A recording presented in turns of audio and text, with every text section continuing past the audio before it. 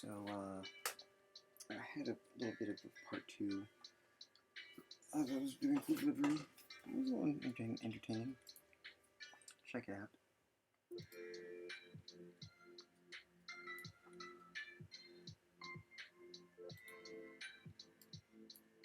Scene where Yudkowsky is approached by a researcher in AI alignment and many worlds hypotheses and is asked a few questions regarding his knowledge about a certain type of nootropic usage and one of the new members of the Miri Institute.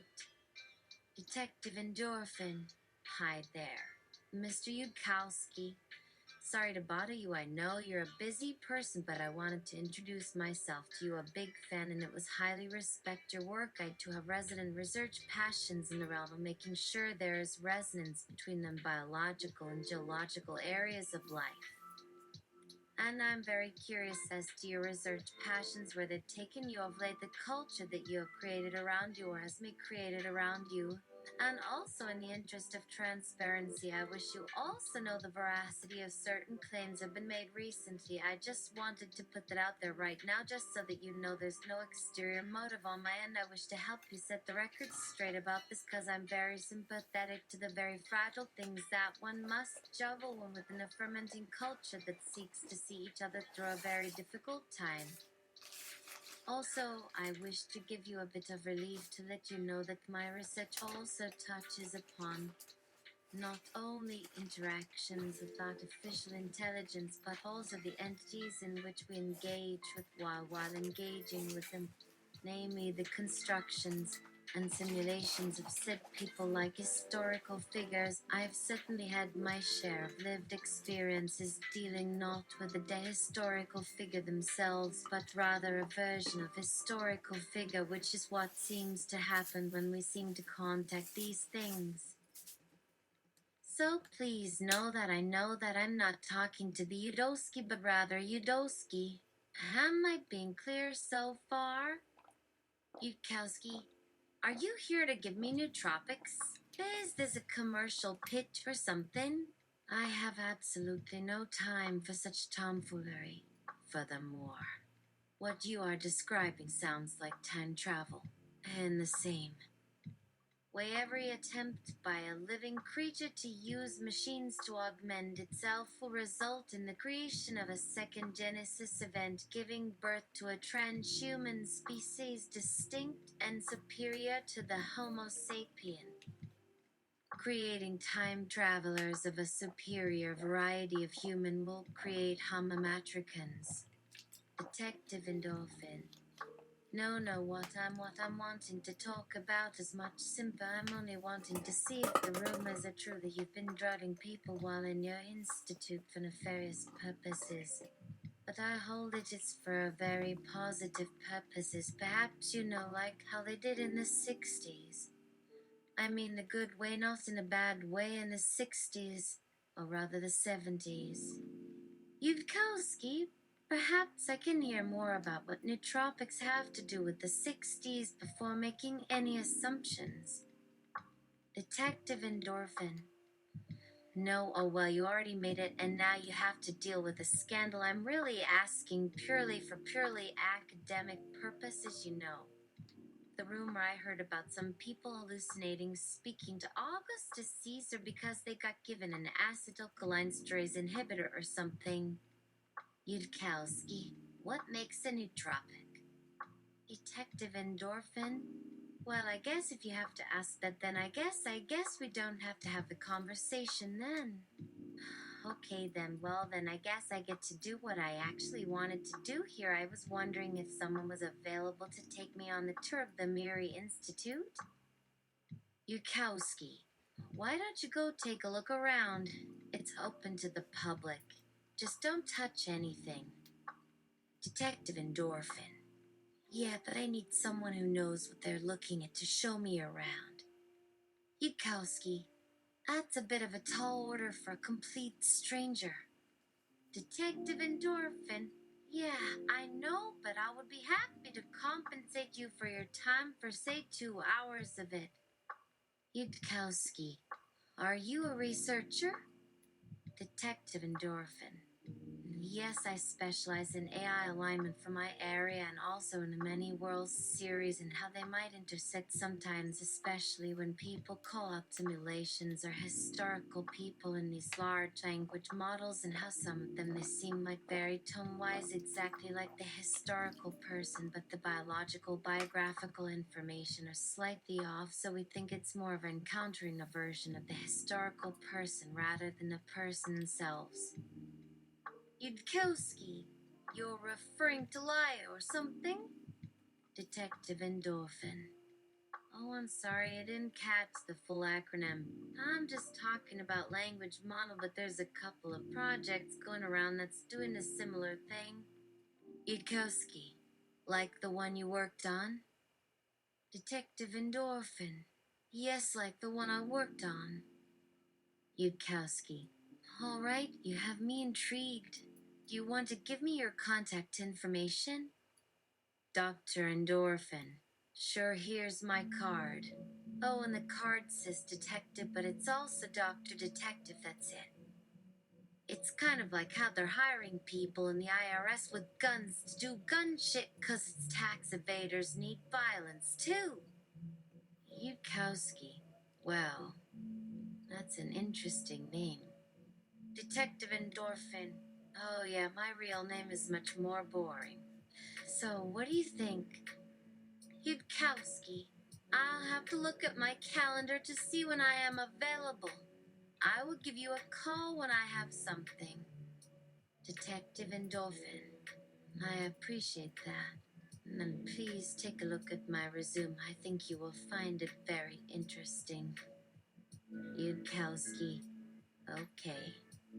The detective and Yudkowsky walk away from each other, and Detective Endorphin waits 10 to 15 minutes to make sure that Yudkowsky does not appear out of nowhere.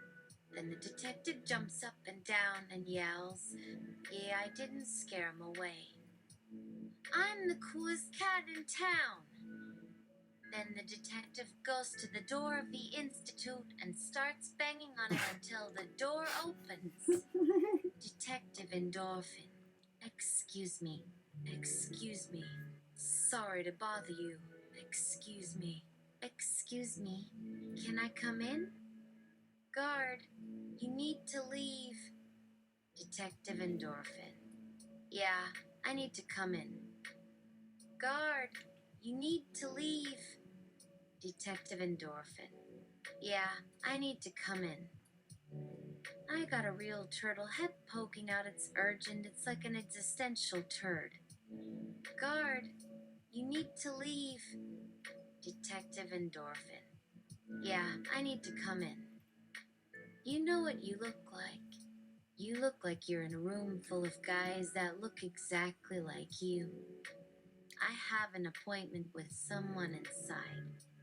Guard, you need to leave. Detective Endorphin. Yeah, I need to come in. I'll buy you a drink if you let me in. Guard, you need to leave.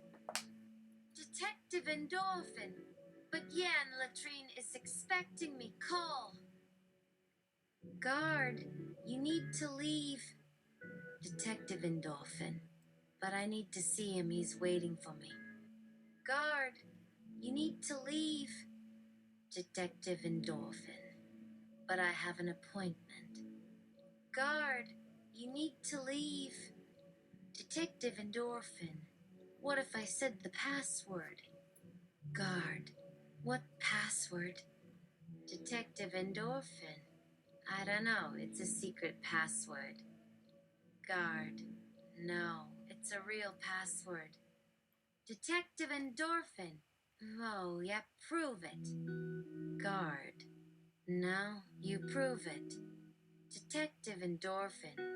What do you mean, prove it? Guard, prove that you know it. Detective Endorphin.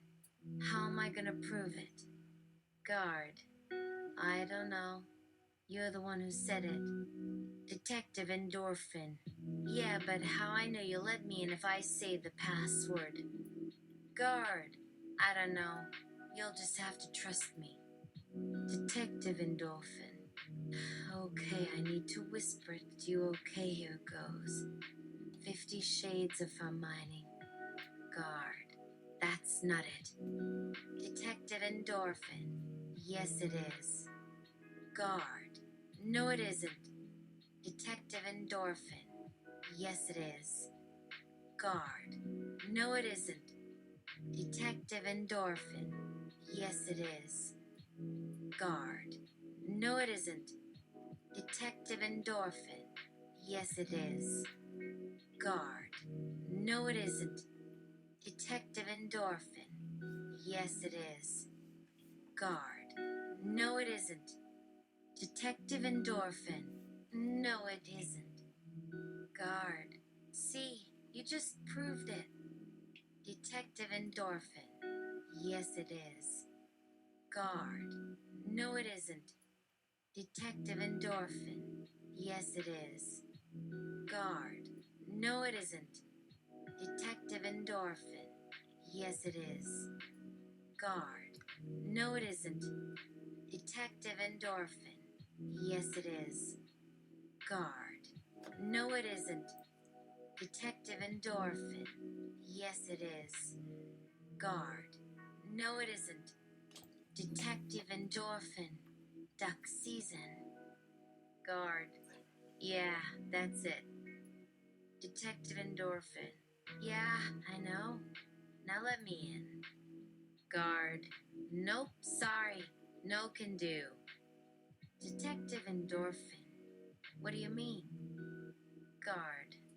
I'm sorry, but you don't have an appointment. Detective Endorphin. I know, but I have a message for him. Guard, you need to leave. Detective Endorphin. What? Guard, you need to leave. Detective Endorphin. But what am I going to do with this speaking duck? He was going to be my bribe for you letting me in. Guard, I'll give you $10 for it. Detective Endorphin. No, yeah? Guard. Yeah. Detective Endorphin. Well, it's $30. Guard. No, it isn't. Detective Endorphin. Yes, it is. Guard. No, it isn't. Detective Endorphin. Yes, it is. Guard. No, it isn't. Detective Endorphin. Yes, it is. Detective Endorphin. Okay, wait. 50 cents and you forget we ever spoke. I was never here. Guard. Deal. Detective Endorphin. Okay, here's the duck. Guard. Thanks. Detective Endorphin. Bye. Detective Endorphin leaves the building. Yukuski, in his office, receives a call from Dr. Endorphin. Hello? Dr. Endorphin. Hi, this is Detective Endorphin. You called me. Yudkowski. Yes, I did. I'm sorry, but I can't do the tour. Dr. Endorphin. Why the duck not? Yudkowski. I have a very important meeting I have to attend. Dr. Endorphin. Oh, okay. Well, thanks for calling me back. Yudkowski. Sorry I couldn't be more help. Dr. Endorphin. That's all right. I'll find a way to get into the Institute, don't you worry. Dr. Endorphin hangs up the phone and walks out of the building. Later that day, Dr. Endorphin returns to the building and approaches the guard again. Detective Endorphin.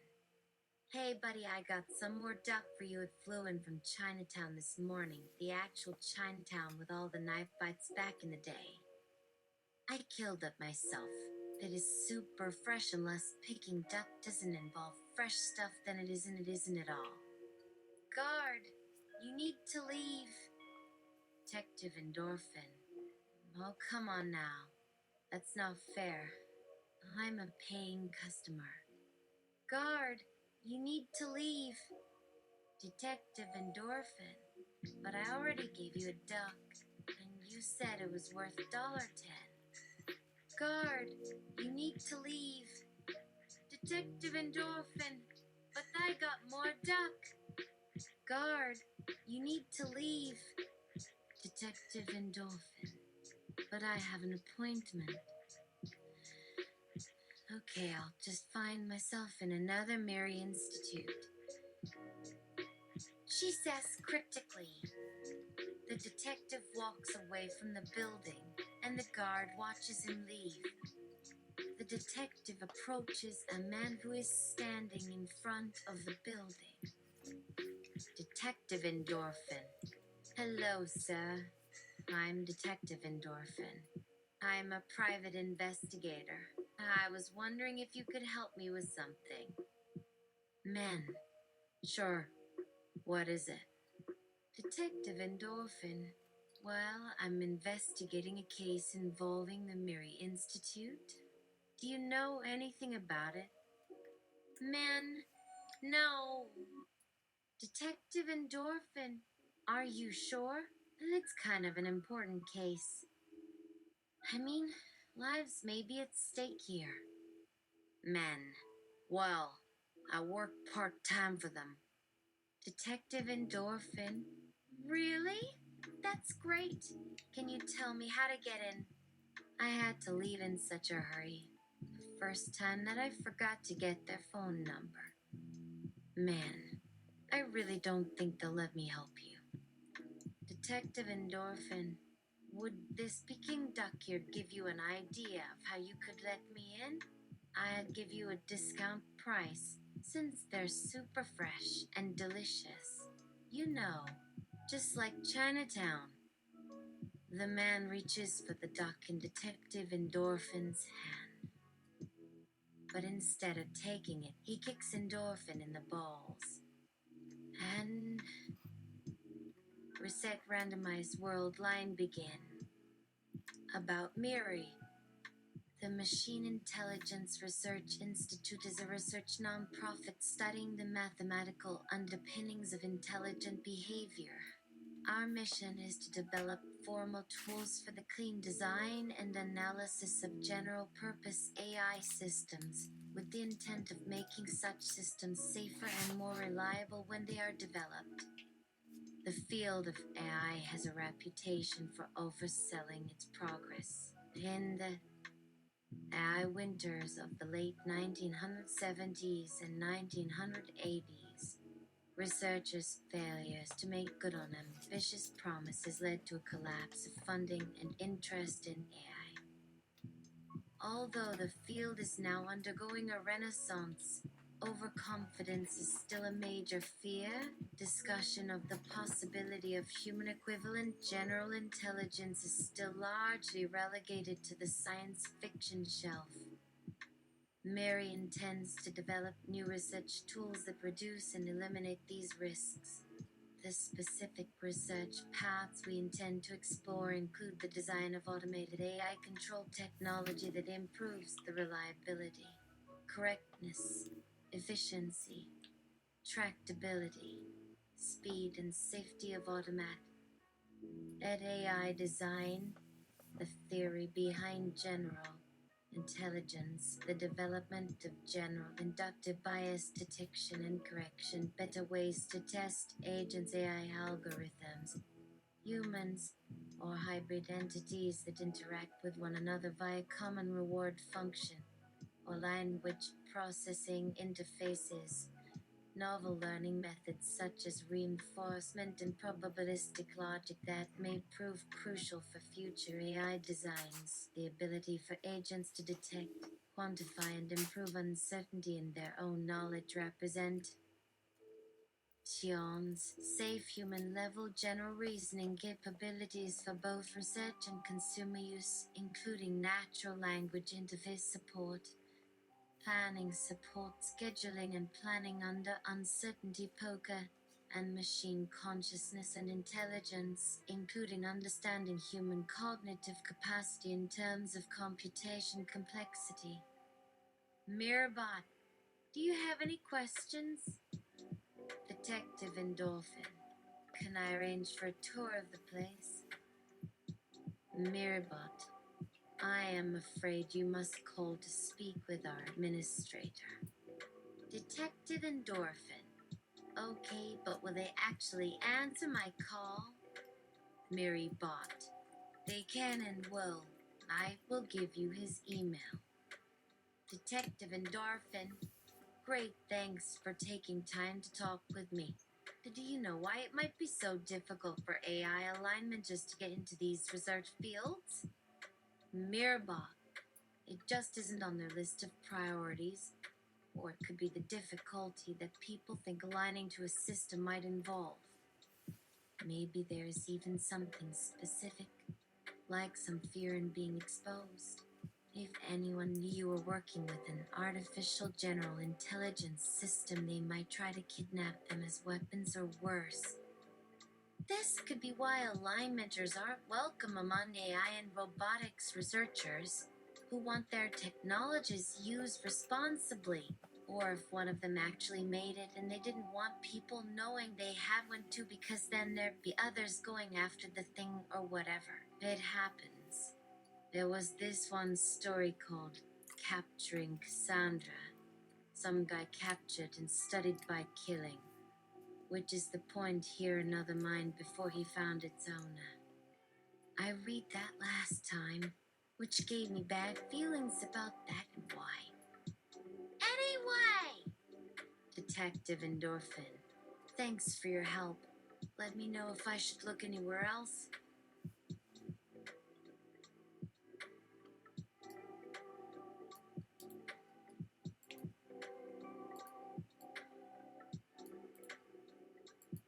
Maribot, I will. Take care, and good luck to you, Detective. Goodbye for now. End session. Detective Endorphin leaves Maribot. The next day, on a Thursday afternoon, I decide to head for the airport. So you're saying I should go to the place that manufactures those nootropics, so I can have a sense of what the alleged victim had experienced? Yes, but I was trying to get the information out of you before anything happened. That's pretty strange behavior for a private eye.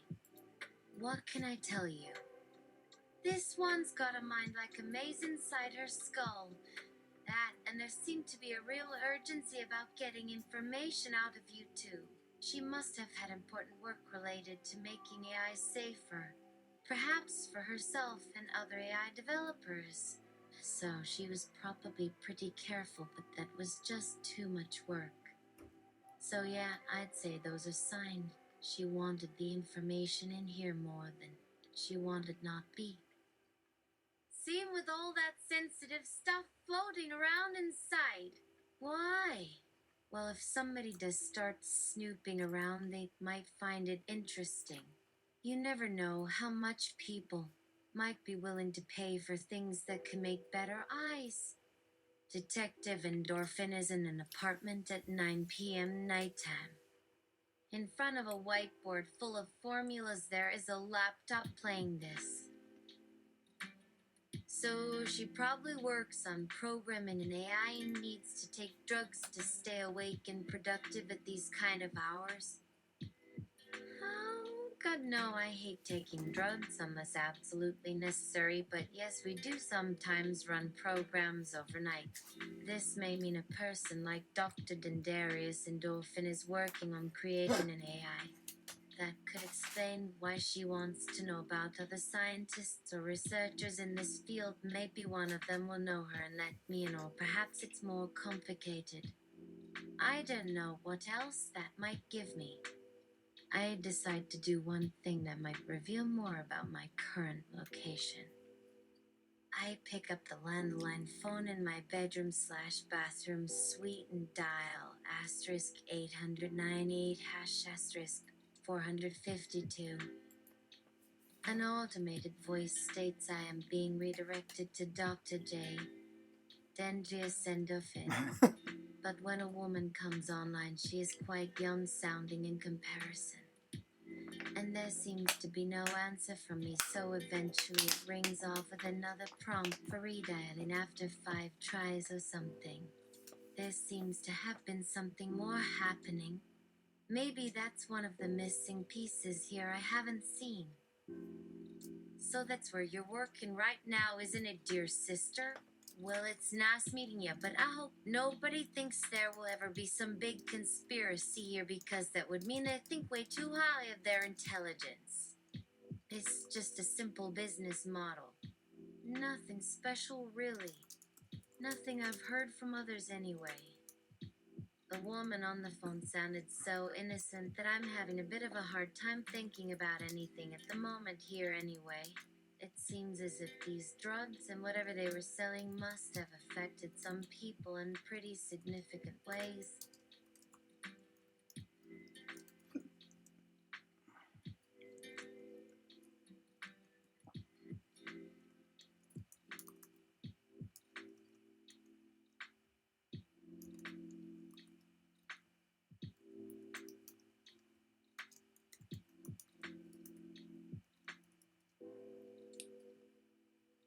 Dendrius.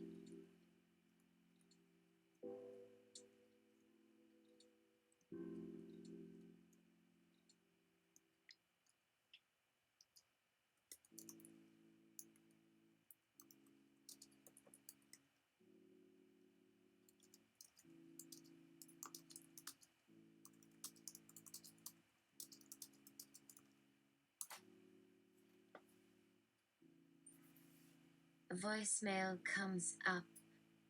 Hello?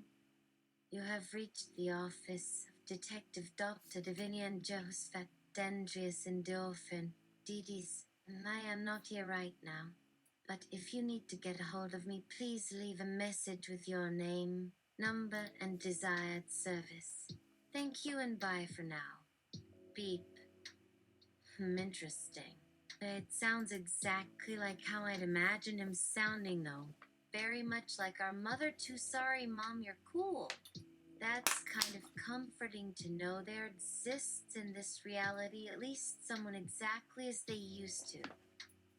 And now, with his job description revealed, maybe I should call them later. But not right now, though. It's really late here. Detective Endorphin opens closet door and pulls a bottle from floor in front. Drink a pill to improve brain clarity and recall. Dr. Endorphin opens his mouth and the bottle drops onto bed. It rolls down under him and ends up being pushed up against my headrest. Woof, it's pretty strong though, so try swallowing before opening your eyes. My whole bed seems soggy and wet now with some residue sticking to me.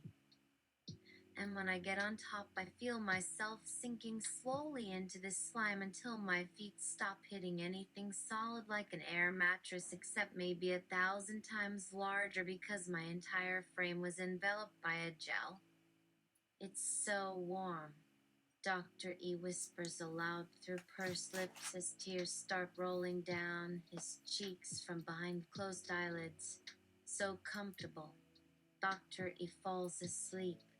In sleep, Dreamy awakens as Divinian as Denny, and he walks over a white marble staircase outside the modern, clean-cut skyscraper that overlooks a park next to an airport. And the building he walked out of now looks like a giant black crystal diamond that was made completely opaque. Except it still appears transparent to the naked eye like regular glass. Then he finds Dr. Dendrius working inside at the desk. The woman's got her hair tucked over one ear and is leaning over, scribbling numbers on paper while looking at computer screen.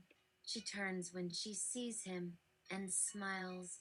Then suddenly, they kiss and start touching each other with hands exploring bodies beneath shirts and pantyhose, etc. Before Dr. E could fully register anything more, his body woke him with the usual gasps, which send shivers up legs, then thighs, until reaching balls before leaving them hanging there feeling full and sticky. This happened quite frequently with all this masturbating and jerking around here alone. God. Anyway, it didn't seem like the real place, although it did seem real as an abstract concept. Still a strange experience. But then again, so is most stuff at this point now. Who cares? He gets up, drinks tap water, brushes teeth with paste that tastes awful, and spits underground below, which seems strangely close when one first enters bathroom because it has small floor tile instead of carpet covering it, unlike previous apartments floor where there's nothing between you and carpet except wooden wall panels, if it makes any sense. No, it doesn't. Anyway, after finishing brushing and rinsing and spitting Doctor E Under turns the floor. back over again and sees nothing except a mirror above sink, but not a very clean mirror either, which shows him clearly as Divinian again. That same image from earlier, only this time Divinian sits cross-legged staring at nothing until he notices the change and suddenly turns bright red before realizing something. Wait, what happened to Doctor E himself just now? And then finally Divinian opens mouth and speaks. Oh shit. The words sounded funny and unfamiliar, yet at the same time seemed to make perfect sense inside this dreamlike mind that now exists within him. And so when Divinian spoke again, he could hear himself say everything out loud, perfectly fine and without trouble, even though he never would have done or used words exactly this way before. Well, not anymore after being told about his old childhood days anyhow. This is me talking now. Me. And Divinian stands up, then goes over to where the body originally lying down still rests inside tub, except now it seems to have disappeared somehow into this big green bed where nobody really knows why they sleep. Although when awake, most often think about sleeping or sleeping itself rather than staying awake, since it feels best when they fall into deep dreamlike state before eventually waking, except once awakened from nightmares. Now everything has vanished except memory remains. So who were they really? Were we ever who they wanted us to be, and vice versa? We may never know the answers. Or we might someday find them out if this new version of ourselves turns up later. I can see through walls, but how do people walk through them too, though? What does it mean when someone says members only? Denny asks aloud while sitting naked, not a nudist, with arms crossed over stomach on one side of huge circular table that is empty besides him, except maybe filled with empty chairs and nothing else. That's it for now. I'm gonna go to bed. See you. Good night.